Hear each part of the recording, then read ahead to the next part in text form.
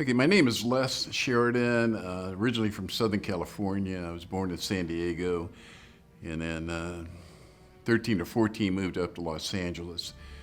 And there I was drafted into the Army at the height of the Vietnam War and served in the Army and spent a year in Vietnam. Well, San Diego, I grew up on the beach in San Diego. It was like a Mark Twain story. There was no crime. We used to sleep on the beach. Just a couple of buddies and me, and we'd stay up all night and look at the stars. And nobody said anything. It was very safe. We used to surf right around in the bay system. It was ideal. So it was a great place for a kid to grow up at the time. Very different. Yeah, it's very different. But back then it was very peaceful. We used to ride our bikes all over the city and up to the Presidio and Old Town. It was a great time. Like everybody, it was highly disruptive, but I was working at a company called Rocketdyne where we built space engines. And I was 21 and engaged to be married and got my draft notice. I just felt that government called, so I was going to go.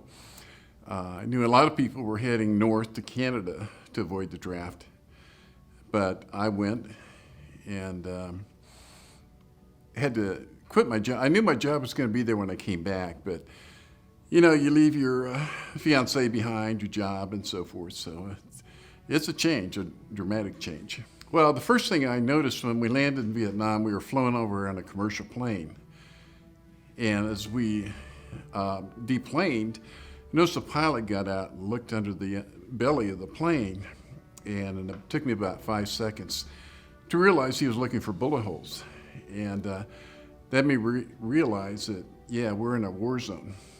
And so I ended up in Camp LBJ, who was the president at the time, and that was right in Saigon. And every morning we fell out for formation, and they called out people's names and told them what unit they were going to.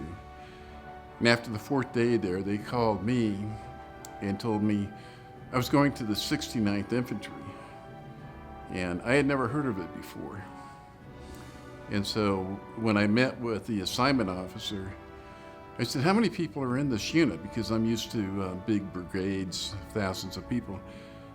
And they said, well, there's just 11 people. So my immediate thought was, what happened to the rest of them? Did they get wiped out? But it turned out it was a small infantry unit that guarded some Army air bases in the Mekong Delta. So we got down there, and our job was to go outside the outer perimeter from 9 to 1 at night. And if we got attacked either by foot or by mortar, we were the first line of defense, and we called in the positions of where the enemy was coming from or attacking us or mortaring us. And then they always had standby pilots, and they would jump in their choppers and they would engage the enemy with mortar fire or their missiles and so forth from their chopper. Well, they used that to clear the brush. Vietnam is just primarily jungle. And somebody had the brilliant idea of spraying the jungles with Agent Orange, which would kill all the foliage so you could see the enemy better.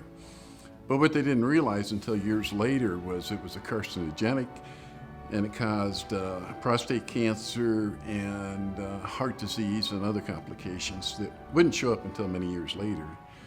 So mine didn't show up until about 10 years ago.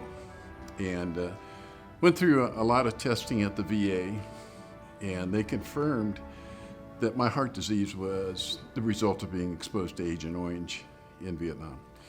Yeah, well, I don't hold any animosity to the Army or the country. It's just what I have, so I'm dealing with it. And just looking forward to tomorrow. I don't like to dwell on the past. So I've got what I've got, and you just deal with it. Well, there's an old saying in combat zones, there's no atheist in a foxhole. And so I'd always been a fairly religious person, but I learned, especially when we were under attack and we had mortars coming in and they're going off around you, that I learned that there's a certain amount of comfort in just being able to pray. So that was my biggest lesson, that at your worst time of your life, when they're actually trying to kill you, that you can find solace in prayer.